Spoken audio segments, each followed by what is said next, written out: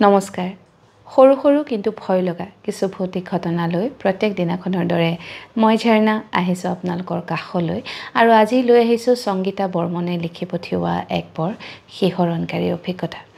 এই ঘটনা আপোনালোকৰ আগত বিৱৰি কোৱাৰ আগতে অনুৰোধ কৰিছোঁ, যদিহে আপুনি মোৰ ইউটিউব চেনেলটো এতিয়াও ছাবস্ক্ৰাইব কৰা নাই, যদি বেয়া নাপায় ছাবস্ক্ৰাইব কৰি থ'ব। ইনষ্টাগ্ৰামত থকা একাউণ্টটো ফ'ল' কৰিবলৈ নাপাহৰিব আৰু ফেচবুকৰ পেজখনো যদি এতিয়ালৈকে ফ'ল' কৰা নাই তাকো কৰি থ'ব, যাতে মোৰ ভিডিঅ'বোৰ অহাৰ লগে লগে আপোনালোকে এটা ন'টিফিকেশ্যন পায়। লগতে যিসকলক এই ভিডিঅ'বোৰে অলপ আমনি কৰে তেওঁলোকক এই ভিডিঅ'বোৰ চোৱাৰ পৰা বিৰত থাকিবলৈ অনুৰোধ কৰিলোঁ। ই এক মনোৰঞ্জনৰ শিতান, ইয়াত আপোনালোকৰ অভিজ্ঞতাবোৰ মই মোৰ মুখেৰে প্ৰকাশহে কৰোঁ।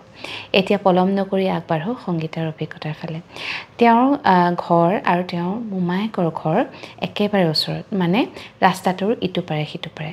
সেয়েহে সংগীতাই বেছিভাগ সময় মানে মোমায়েকৰ ঘৰতে কটায়, কাৰণ মোমায়েকৰ এজনী ছোৱালী আছে, তেওঁ সংগীতাতকৈ 2 বছৰৰ ডাঙৰ, সংগীতাৰ একেবাৰে বান্ধৱীৰ দৰে। মোমায়েকৰ ঘৰত মানে আচলতে ককাহঁতৰে ঘৰ সেইখন, তাত তেওঁৰ দুগৰাকী বিয়া নোহোৱা জেঠায়েকো আছে সংগীতাহঁতৰ, আৰু মোমায়েক মামীক আৰু লগতে মোমায়েকৰ ছোৱালীজনী। গতিকে প্ৰায়ে সংগীতা মানে তাতে থাকে আৰু থাকিলে মানে ৰাতি থকাকৈয়ে যায় আৰু বায়েকৰ লগত কথা পাতি পাতি ৰাতি প্ৰায় 1-1:30 বজালৈকে মানে নোখোৱাকৈ থাকে। জেঠাইকতে বহুতবাৰ গালিও পাৰে তাহাঁতক, মামীয়েকেও ধমক দিয়ে, কিন্তু দুয়োজনীয়ে মানে কথা পাতি পাতি কেতিয়া ৰাতি হয় কিমান দেৰি হয় গমেই নাপায়। এদিনাখনৰ কথা, সেইদিনাখন আকৌ বায়েকৰ মানে দিনটো বৰ কষ্ট হ'ল। তেওঁ স্কুলৰ কিবা কামত মানে বহুত দেৰিলৈকে স্কুলতে আছিলে, আৰু তাৰপিছত অহাৰ পিছত মানে দুপৰীয়া খোৱাও নাই, গতিকে নিশা প্ৰায় 11 মান বজাত কথা পাতি থাকোঁতে বায়েকৰ টোপনি গ'ল। সংগীতাৰ আকৌ টোপনি অহা নাই, তাই গৈছিলে থাকিম বুলি, বায়েকৰ লগত কথা পাতিম বুলি, পিছে বায়েক সোনকালে শুই গ'ল। এতিয়া তাই কৰিব কি? তাই কৰিছে কি, মোবাইলটো উলিয়াই মোবাইলটো টিপি আছে। তেতিয়া 2012 চনৰ কথা দেই, তেতিয়া মানে এনেকুৱা আমাৰ মানে হাইটেক মোবাইলবোৰ নাছিলে, তথাপিতো মোবাইলত গেম খেলি আছিলে সংগীতাই। তাৰপিছত তেওঁলোকৰ মোমায়েকৰ ঘৰখন এখন বৰ ডাঙৰ পুৰণি আছাম টাইপৰ ঘৰ। তেওঁলোক যিটো ৰুমত শুৱে, সংগীতাৰ বায়েক, তাৰ কাষৰ ৰুমটোত কোনো নুশুৱে, সেইটো খালী। তাৰ ইটো পাৰে যিটো ৰুম আছে তাত দুজনী জেঠায়েক আৰু মামীয়েক শুৱে। মোমায়েক প্ৰায়ে মানে ঘৰৰ পৰা বাহিৰত থাকে কামৰ সূত্ৰে, আৰু তেওঁলোকৰ পিছফাললৈ যাবলগীয়া হ'লে মাজৰ সেই ৰুমটোৰ দৰ্জাখন খুলিয়ে যাব লাগে। গতিকে দুয়োটা ৰুমৰ পৰা মানে মাজৰ ৰুমটোত এক্সেছ আছে, আৰু যিহেতু গোটেইকেইগৰাকী মাইকী মানুহে থাকে, গতিকে তেওঁলোকে মাজৰ ৰুমৰ দৰ্জাকেইখন খুলি ৰাখে। গতিকে সংগীতাহঁতৰ যিটো বেডৰুম, তাৰ পৰা তেওঁলোকে মাজৰ যিটো ৰুম সেইটো দেখা পাই থাকে, দৰ্জাখন খোলা আছিলে। আৰু সিফালেও মানে জেঠায়েক আৰু মামীয়েকহঁত শোৱা ৰুমটোৰ দৰ্জাখন খোলা থাকে, খালি পিছফালৰ দৰ্জাখন আৰু আগফালৰ মূল দৰ্জাখন বন্ধ কৰি থোৱা থাকে। সেইদিনাখনো তেনেদৰে তেওঁলোক শুই আছে, জেঠায়েকহঁত শুলে ইতিমধ্যে, সংগীতাৰ টোপনি ধৰা নাই, মোবাইলত গেম খেলি আছে। নিশা প্ৰায় 12:05 মান হৈছে, সংগীতাই দেখিছে ইটো ৰুমৰ পৰা ডাঙৰ জেঠায়েক উঠি আহিছে। আৰু তেতিয়া তাই ভাবিলে যে আচ্ছা, জেঠাই এবাৰ কিয় উঠিলে, তাইতো সাৰ পাই আছে। তাই ভাবিলে জেঠাই উঠোঁতে ময়ো বাহিৰলৈ গৈ আহোঁ, তেওঁ চাগে বাহিৰলৈ যাবলৈকে উঠিছে। সেইবুলি সংগীতা উঠিছে, উঠি গৈ যিটো মাজৰ ৰুম, সেই ৰুমটো পাই দেখিছে মাজৰ ৰুমটোৰ মূল দৰ্জাখন তেতিয়াও বন্ধ আছে, আৰু গৈ পাই দেখিছে জেঠায়েক নাই তাত। তাৰপিছত তাই অলপ আচৰিত লাগিলে, পটককৈ জেঠাইক ক'লে গ'ল, দৰ্জাখনটো খোলা হ'লে বাৰু তেওঁ বাহিৰলৈ গৈছে বুলি ভাবিলেহেঁতেন, দৰ্জাখন বন্ধ আছে। তাৰপিছত তাই ইটো ৰুমলৈ ভুমুকি মাৰি চাইছে, দেখিছে দুয়োজনী জেঠাইক মামীয়ে শুই আছে, পূৰা মানে একদম নিতাল মাৰি শুই আছে, ডাঙৰ জেঠাইকে নাকো বজাই আছে। সংগীতাৰ অলপ মানে আচহুৱা যেন লাগিলে, তাই তাৰপিছত বাহিৰলৈ নগৈ আহি শুই থাকিলেহি। পিছদিনাখন তাই ঘৰলৈ গুচি গ'ল। সেইদিনাখনো ৰাতি আকৌ বায়েকৰ লগত থাকিবলৈ আহিলে। সেইদিনাখনো ঠিক 12:05-10 মানত তেতিয়া সংগীতা আৰু বায়েকে কথা পাতিয়ে আছে। সেইদিনাখনো দুয়োজনীয়ে বিভিন্ন ধৰণৰ কথা পাতি আছে, শুৱা নাই তেতিয়ালৈকে। একেটা সময়তে এইবাৰ দেখিছে মামীয়েক উঠি আহিছে, উঠি আহি মানে পিছফাললৈ যোৱা তাই দেখা পাইছে সংগীতাই। তাই তেতিয়া ভাবিলে মামী উঠোঁতে ময়ো বাহিৰৰ পৰা আহোঁগৈ, সেইবুলি তাই মাজৰ ৰুমটোলৈ গৈ দেখিছে বাহিৰৰ দৰ্জাখন বন্ধ। আকৌ গৈ মামীয়েকহঁতৰ ৰুমটোত চাইছে, দেখিছে গোটেইকেইগৰাকী মহিলা শুই আছে নিতাল মাৰি। সংগীতা মানে ষ্ট্ৰাইক কৰিছে, আগদিনাখন ৰাতিও জেঠাইকক দেখিছে, সেইদিনাখনো মামীয়েকক দেখিছে, আচলতে হৈছে কি? তেতিয়া তাই গৈ বায়েকক গোটেইখিনি কথা ক'লে।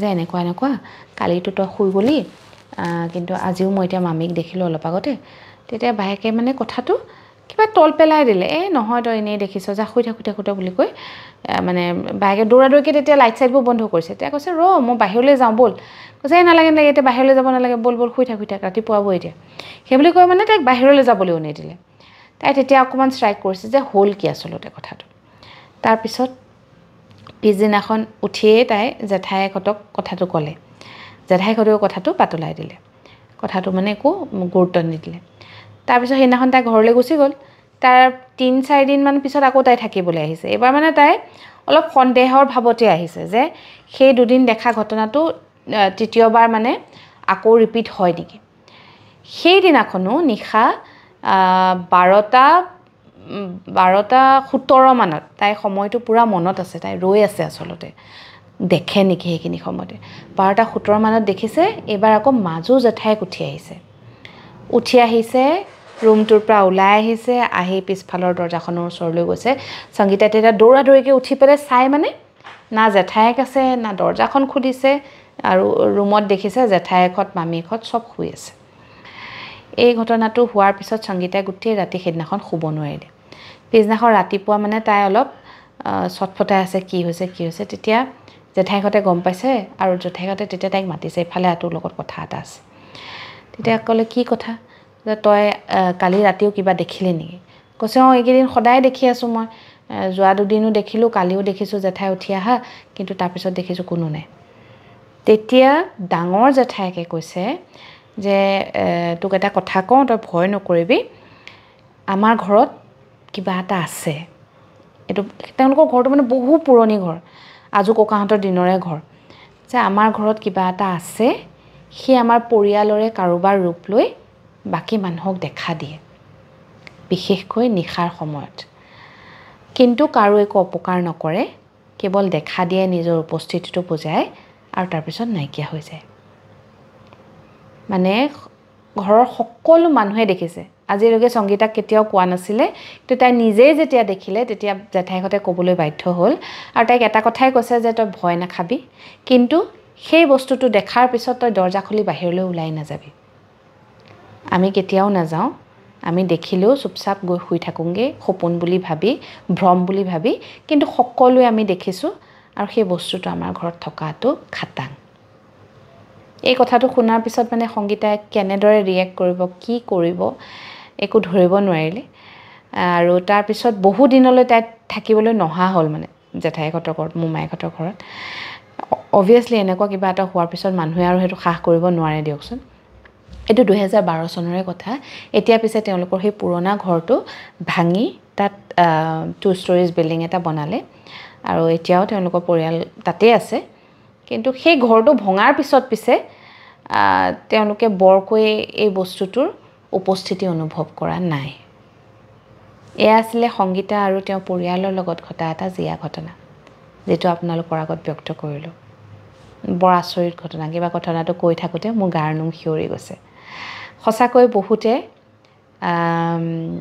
ইয়াক বিভিন্ন ধৰণৰ নাম দিয়ে মই আগতেও দুই এটা অভিজ্ঞতা পঢ়িছোঁ বহুতে ঘৰ জিউতি বুলিও কয় এখন ঘৰত যিখন ঘৰ বহু পুৰণি নতুনকৈ গঢ়া ঘৰত ইমান নাথাকে বোলে কিন্তু পুৰণি যিবোৰ ঘৰ থাকে বহু দিনৰ পৰা যিবোৰ ঘৰ আছে এতিয়াও সেইবোৰ ঘৰত মানে ঘৰ জিউতি বুলি এটা বস্তু থাকে আচলতে ঘৰখন ধৰি ৰাখে কাৰো একো অপায় অমংগল নকৰে কিন্তু উপস্থিতিটো কেতিয়াবা মানুহক দেখুৱায় আপোনালোকে শুনিছে নেকি বাৰু নিশ্চয় শুনিছে চাগে যদি শুনিছে এই ভিডিঅ'টোৰ তলত কমেণ্ট কৰিবচোন কোনে কি নামেৰে শুনিছে আৰু কি অভিজ্ঞতা হৈছে লগতে আপুনিও যদি আপোনাৰ অভিজ্ঞতা মোৰ লগত শ্বেয়াৰ কৰিব বিচাৰে তেনেহলে মোৰ মেসেঞ্জাৰত গৈ এটা মেসেজ কৰিব বহু অভিজ্ঞতা পঢ়ি আছো আৰু প্ৰত্যেক দিনাখন এক নতুন অভিজ্ঞতা নতুন কথা পিছে সাৰমৰ্ম এটাই যে পৃথিৱীত যদি পজিটিভ এনাৰ্জি আছে নেগেটিভ এনাৰ্জিৰো উপস্থিতি বহুতে অনুভৱ কৰে আৰু এই কথাবোৰৰে মানে যুগুতাই মই এখন কিতাপ আকাৰে প্ৰস্তুত কৰিছোঁ ইতিমধ্যে যিখন এখন ই-বুক ইলেক্ট্ৰনিক বুক আৰু তাক পঢ়িবৰ কাৰণে আপোনালোকে www.rong.digital ডিজিটেলত গৈ কিতাপখন বিচাৰিব পঢ়ি পিছে কেনেকুৱা পালে জনাবলৈ নাপাহৰিব আজিৰ এই অভিজ্ঞতা ইয়াতে সামৰিছোঁ কাইলৈ নিশা এক নতুন ঘটনালৈ আপোনাক কাষ চাপিম এতিয়ালৈ আহিছোঁ শুভৰাত্ৰি